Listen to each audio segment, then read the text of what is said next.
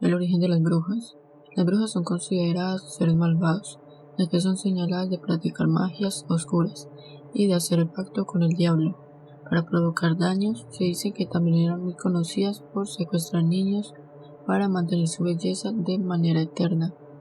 Cuando a uno le pronuncia la palabra bruja, lo primero que se nos viene a la cabeza son mujeres con ropa negra, gorros puntiagudos y que vuelan en escobas, que tienen como mascota un gato negro.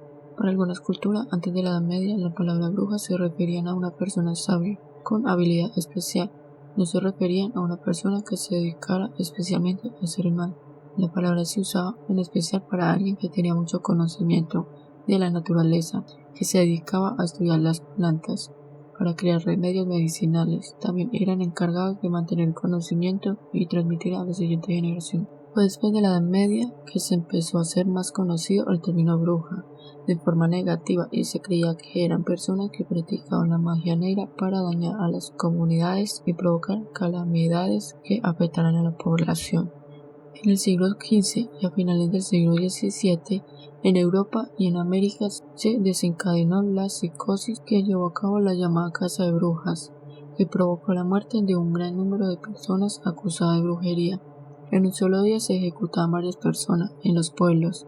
Para las iglesias, los que practicaban brujería eran vistos como un enemigo, la encarnación del pecado original, y que eran una conspiración del demonio para acabar con la cristianidad, siendo un nuevo chivo expiatorio de la iglesia, después de los herejes, los leprosos y los oídos. En esa época muchos sufrían todo tipo de castigos, destierros, tortura y humillaciones. Consideraban a las mujeres moralmente más débiles y presas más fáciles para el diablo.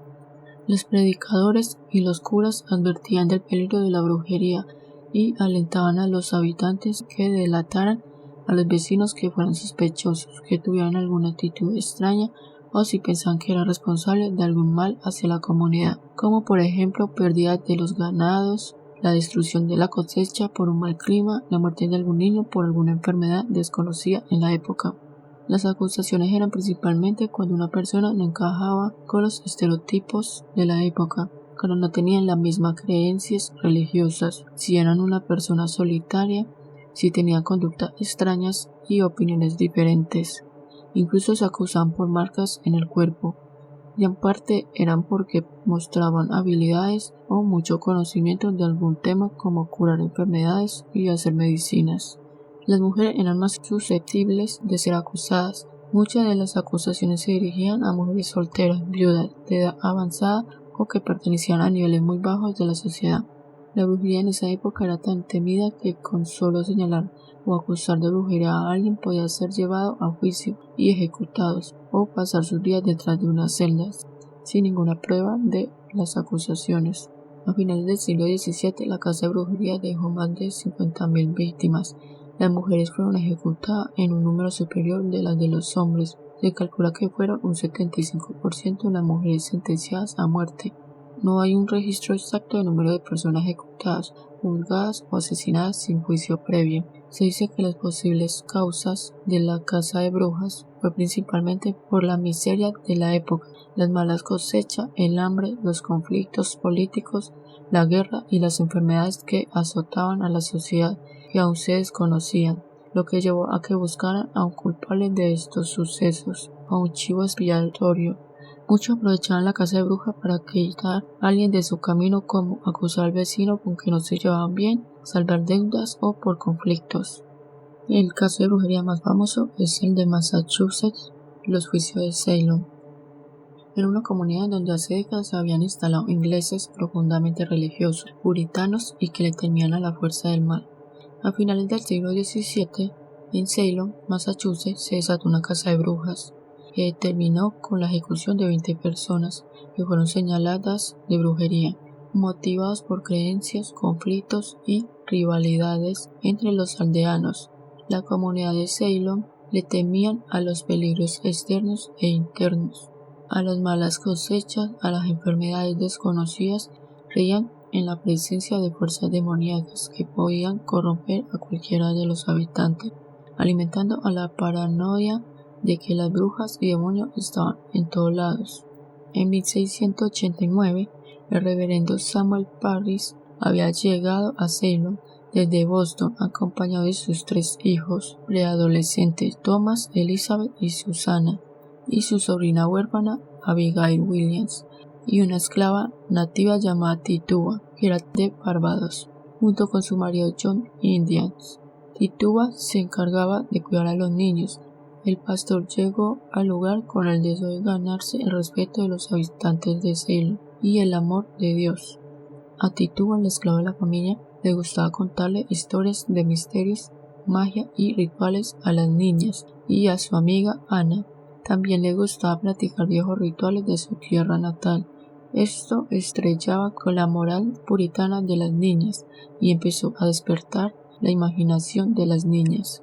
Se dice que todo comenzó cuando las preadolescentes, que rondaban entre 9 a 12 años, la hija y la sobrina del pastor, Elizabeth, Abigail y una amiga de ellas, Anna Putman, hija de una de las familias más ricas de Ceylon, fueron descubiertas bailando en el bosque, mientras la esclava Tituba estaba revolviendo un líquido en un caldero sobre una fogata, haciendo rituales. Esto fue visto como un escándalo, ya que eran muy puritanos en Ceylon. Era vista como un pecado, y al verlas bailar en el bosque y con Tituba, la esclava con un caldero, daba una imagen algo extraña y demoníaca. A inicios de 1692, después de este suceso, las niñas empezaron a tener comportamientos extraños. Decían palabras sin sentido, tenían convulsiones y empezaron a tener episodios de llantos. Otros jóvenes en el lugar con edades parecidas empezaron a tener los mismos comportamientos.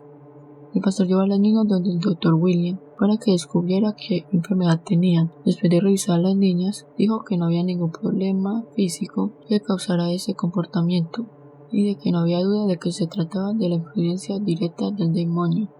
A partir de ahí se desató una cadena de acusaciones. Todos los habitantes creían en las brujas y no dudaban de que esto era la causante de sus extraños comportamientos. Las niñas fueron llevadas a juicio con la esclava. El juicio estaba a cargo de 2 magistrados que estaban a cargo de dictaminar el origen de las posesiones diabólicas, presionando a las niñas para que señalaran quiénes eran los culpables a cambio de salvar sus vidas. Como las 2 niñas y la amiga eran de familia adinerada, no podían ser culpables. Decían que alguien debió de haberlas embrujado, culpando a la esclava, la más indefensa, de haberlas iniciado a los ritos satánicos. La esclava eligió salvar su pellejo e inventó una historia que los jueces querían oír para salvarse de las crueles torturas que la iban a someter.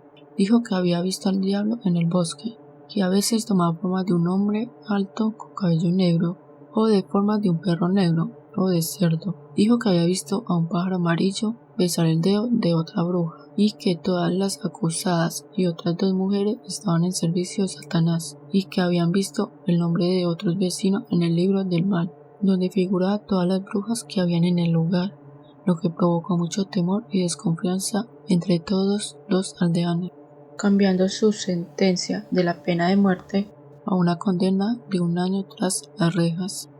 Por las acusaciones de la esclava hacia las otras 2 mujeres que dijo que estaban involucradas y el servicio de Satanás, una era una anciana que nadie quería en el pueblo, Sarah Osborne, y la otra era una indigente que estaba embarazada y no se sabía de quién era el bebé, Sarah Booth. Tras no confesar su culpabilidad y al mantenerse firmes en su inocencia durante todo el proceso, fueron condenadas a la horca, siendo ejecutadas. Muchos vecinos de Ceylon aprovecharon el juicio para hacer falsas acusaciones, saldar revanchas por envidia y odios que tenían. Todas las acusaciones se basaban en rumores. Nunca se realizaron procedimientos serios para obtener pruebas de tales prácticas por las que eran señaladas las víctimas. Los jueces se dejaron llevar por la comunidad y su histeria religiosa. Las audiencias eran públicas donde presionaban a los acusados para que confesaran o señalaran a otros. Esa era la única opción que tenían los acusados para evitar la ejecución, y quienes insistían en su inocencia eran enviados a la pena. Una de las víctimas fue otra mujer que pocos querían en el pueblo, condenada a la horca, y su marido que murió en la tortura mientras trataban de sacarle una confesión contra de su esposa. Anna Putman acusó ante los jueces al reverendo George. un rival de religión del pastor Parris. Ella dijo que lo veía en su sueño, dijo que su espíritu se le aparecía y le decía que era líder de los adoradores de Satanás, que mató a sus 2 primeras esposas y que embrujó a los soldados que combatían a los indios en la frontera de Maine. Con esa única prueba fue ejecutado. El 2 de junio de 1692, una mujer que fue declarada inocente del cargo de brujería hace 12 años atrás fue acusada nuevamente. Su único pecado fue haberse casado 3 veces y tener una personalidad extrovertida. Para principios de 1693, un año después, los acusados y enjuiciados llegaban casi a 200. 14 mujeres y 4 hombres fueron ejecutados y 150 estaban en prisión y otros 20 lograron escapar antes de ser capturados. Años más tarde, los tribunales comenzaron a admitir que los procesos judiciales de Salem tenían muchas irregularidades. 3 años más tarde, Anna Putnam, que era una de las niñas acusadas de ser embrujada y la que acusó al reverendo George de ser líder de los adoradores de Satanás, pidió perdón a su iglesia y a las familias de los enjuiciados en la horca. Dijo que fue engañada por Satanás. Betty Parris se fue de Salem con su padre y Abigail Williams, su prima, se perdió su rastro a mediados de 1692. Salem era una comunidad donde era muy estricta la conducta religiosa, donde los vecinos se vigilaban entre sí, sus palabras y acciones. En la más mínima sospecha se empleaba a generar dudas de su conducta si no se ajustaba a los criterios religiosos estrictos de la comunidad. La mayoría de los estudios dicen que la causa más probable de los terribles sucesos de Salem es la histeria colectiva, que es distorsión de la realidad, que es un fenómeno de ansiedad y estrés grupal de una situación que supone un alto nivel de peligro y comportamiento irracional de un grupo de personas por el clima puritanismo y de la educación represiva que había en aquellos tiempos, y que los ataques y las convulsiones de las niñas pudo ser por la epilepsia o por intoxicación por ornezuelo del centeno, que es un hongo parásito que infecta los cereales con el que se elabora el pan y que posee una toxina.